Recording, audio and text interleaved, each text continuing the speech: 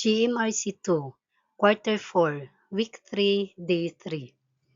Mga pagdiriwang sa pamayanan na nakapagpapabuti sa pakikipagkapwa, values integration, palakaibigan or friendly. Nilalaman or paksa, mga pagdiriwang sa pamayanan na nakapagpapabuti sa pakikipagkapwa, values integration, palakaibigan or friendly. Mga layunin.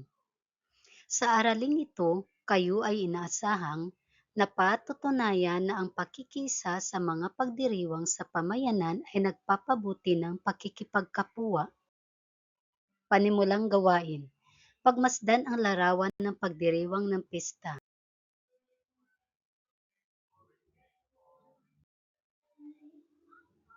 Ano ang ginagawa ng mga tao kapag may pagdiriwang sa pamayanan?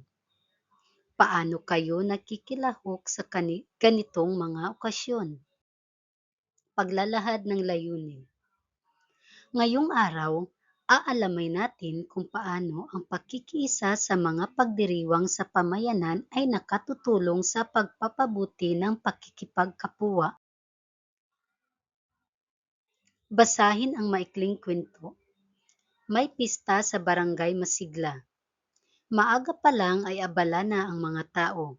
Ang ilan ay nagwawalis ng kalsada, ang iba ay nagluluto, at ang mga bata ay tumutulong sa pag-aayos ng mga banderitas. Si Mika at ang kanyang pamilya ay nakilahok sa paghahanda. Tinulungan niya ang kapitbahay na magbuhat ng mga upuan at nagbahagi ng pagkain sa mga bisita. Habang nagdiriwang, napansin ni Mika na mas nagiging masaya at magaan ang samahan ng lahat. Napatunayan ni Mika na kapag ang mga tao ay nakikiisa sa pagdiriwang, mas nagiging maayos ang pakikipagkapwa at mas tumitibay ang pagkakaibigan sa pamayanan. Anong pagdiriwang ang gaynanap sa kwento? Paano nakiisa si Mika at ang kanyang pamilya? Ano ang napansin ni Mika sa samahan ng mga tao? Paano pinabuti ng pakikiisa ang pakikipagkapwa sa kwento? Pagpapaunlad ng kaalaman at kasanayan. Panuto. Isulat ang T kung tama at M kung mali. Number 1. Ang pakikiisa sa pagdiriwang ay nagpapakita ng pagtutulungan. Number 2. Walang pakikipagkapwa kapag may pista sa barangay. Number 3. Ang pagbabahagi ng pagkain ay halimbawa ng pakikiisa. Number 4.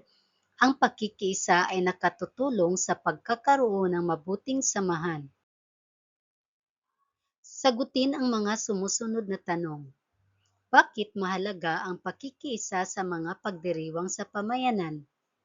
Ano ang maaari mong gawin upang makiisa sa isang pagdiriwang? Gumuhit ng isang pagdiriwang sa pamayanan. Ipakita sa drawing kung paano nakikiisa ang mga tao. Ipaliwanag sa klase kung paano nito pinapabuti ang pakikipagkapwa. Ikwento ang iyong karanasan sa pakikiisa sa isang pagdiriwang sa pamayanan. Ibahagi kung ano ang natutunan mo tungkol sa pakikipagkapwa. Paano mo maipapayo sa iba na makiisa rin sa mga pagdiriwang upang mapabuti ang samahan sa komunidad? Panuto. Piliin ang tamang sagot. Isulat ang titik ng wastong sagot. Ano ang ipinapakita ng pakikiisa sa mga pagdiriwang sa pamayanan? A. Pagiging makasarili. B. Pagtutulungan at pagkakaisa. C. Pagwawalang bahala. Number 2. Alin sa mga sumusunod ang halimbawa ng pakikiisa sa pagdiriwang? A. Pananatili sa bahay at hindi pakikilahok. B.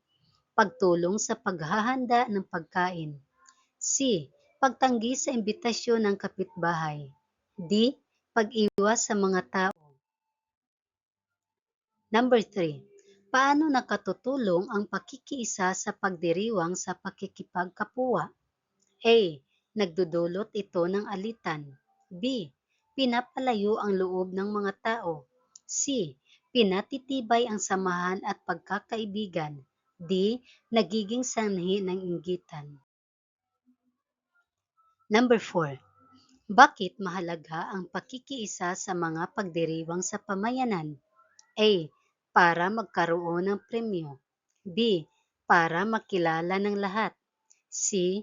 Para mapabuti ang pakikipagkapwa. D. Para maiwasan ang gawain sa bahay. Number 5. Ano ang maaaring maramdaman ng mga tao kapag sama-samang nagdiriwang? A. Lungkot at pagod. B. Takot at kaba. C. Saya at pagkakaisa. D. Galit at inis. Thank you.